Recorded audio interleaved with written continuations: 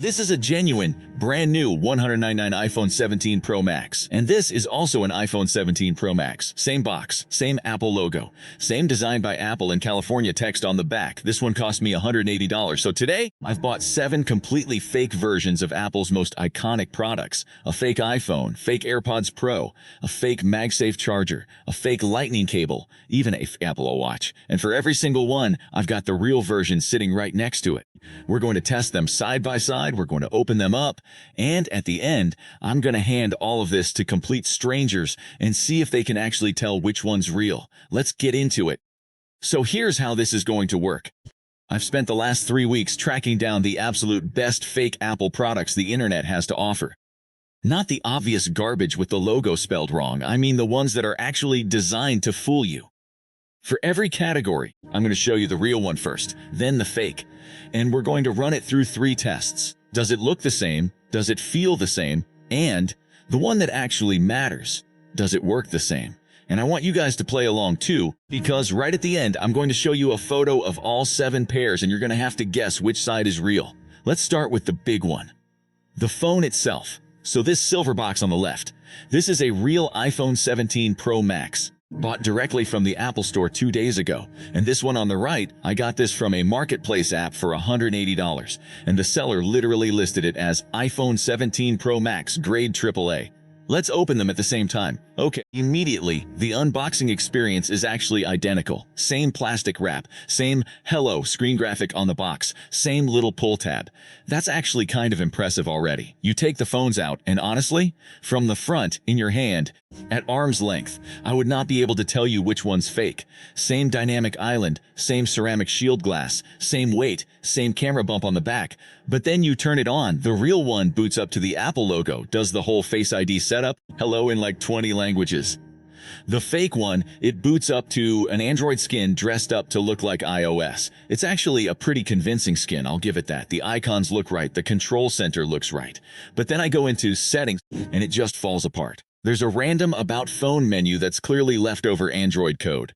The processor is listed as a MediaTek Helio chip, which, for context, is the kind of chip you'd find in a $90 budget Android phone, not a $1,200 flagship. Let's test the cameras, because this is always the tell. Real iPhone, standard daylight shot, gorgeous, sharp, great dynamic range, exactly what you'd expect. Fake iPhone, same shot, same lighting, and it's soft, it's over-sharpened in this weird artificial way. The colors are blown out.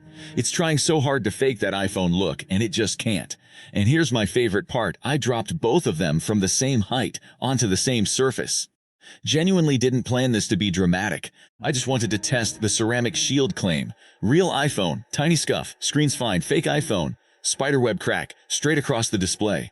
Because it's not ceramic shield glass at all, it's just glass. Regular glass. So verdict on the phone itself.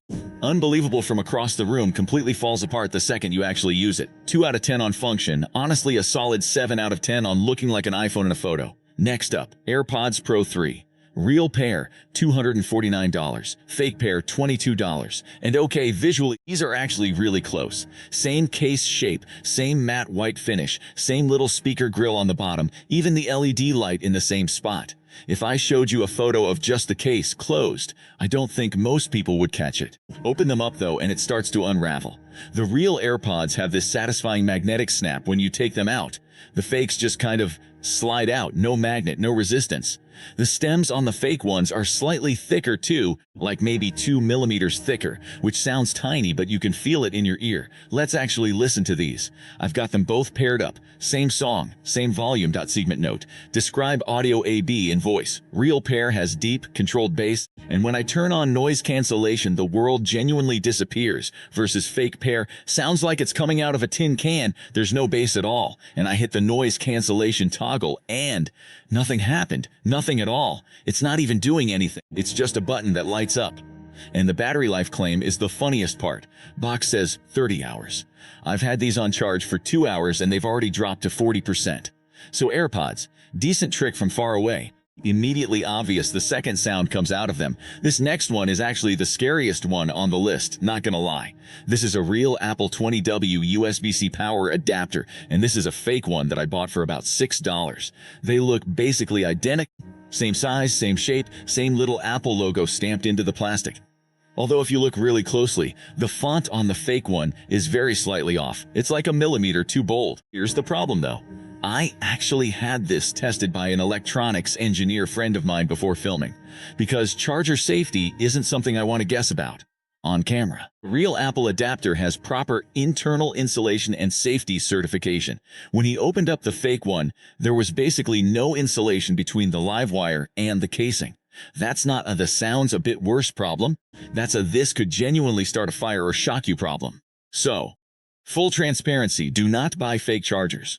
That's the one category on this entire list where the fake isn't just worse, it's actually dangerous. Same story with the Lightning to USB-C cable. Real one's got that woven braid and it's rated for thousands of bend cycles. The fake one, I bent it back and forth maybe 40 times on camera, and you can already see the copper wire starting to poke through the plastic. Real Apple MagSafe charger, $39. Fake one, $9 from the same seller as the phone case earlier. Visually, genuinely a 9 out of 10 fake. The braided cable, the puck shape, the little status light, all there. Where it falls apart is the magnet strength. Real MagSafe, I can pick the entire phone up off the table just holding the charger. That's how strong the magnetic alignment is. Fake one, I try to pick it up and the phone just falls straight off. The magnets may be a third as strong. And charging speed, real one gets my phone from 20% to 50% in about 30 minutes. I timed the fake one, same conditions, same phone, 20% to 31% in that same 30 minutes. So it's not even reaching half the speed it's rated for. Okay, this is the one I was most excited to test because I genuinely didn't think anyone had faked an Apple Watch convincingly. I was wrong. Real Apple Watch Series 11, $429. Fake one. And this one's interesting because it's not even trying to run Watch OS. It's running its own custom software, but the physical design is a dead ringer. Same digital crown, same side button, same screen curvature. Put them side by side on the wrist, and honestly, at a glance in a photo, you would not know. The screen resolution on the fake is noticeably lower when you look up close. Text looks slightly fuzzy, but from 3 feet away it's convincing. The stunt-wise, it's a completely different story. Real watch, full ECG, blood oxygen, proper fitness tracking that syncs with the health app, cellular connectivity. Fake watch. It can tell the time, count steps in a very rough, inaccurate way. I walked exactly 100 steps, counting out loud, and it registered 340. And that's genuinely most of what it does. And this is the part that actually worries me the most. Every single one of these fakes came with completely convincing packaging, the box, the little paper manual, even a fake Apple limited warranty card. If your grandparent, or honestly if I wasn't looking for it, bought one of these off a marketplace listing, there is nothing on the box itself that would tip you off. The counterfeiters aren't just faking the product anymore. They're faking the entire unboxing experience. So now for the part I promised at the start. I laid out all 7 pairs on a table, real and fake side by side, no labels, and I brought in 5 random people off the street. Segment note, fast cut reaction montage. Each person picks up items, guesses, reacts. Include genuine surprise hatter beats. Person 1 got the phone right immediately just from the weight, but completely failed the AirPods test. Person 3 confidently picked the fake Apple Watch as the real one because it looked shinier. Running tally on screen, X out of 7 correct on average. Average score across all 5 people, 4 out of 7. Which genuinely surprised me. That means, on average, people got 3 of these completely wrong just from looking, so can you tell the difference between real and fake Apple products in 2026? Visually, barely. These counterfeiters have gotten scarily good at nailing the exterior.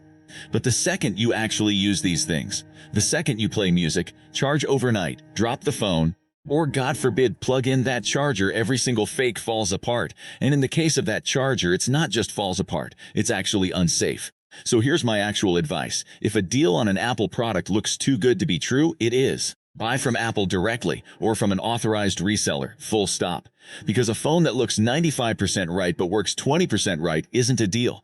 It's a $180 lesson. If you want to see us do the same test with fake Samsung and fake gaming gear, let me know down in the comments, and I will absolutely go down that rabbit hole next.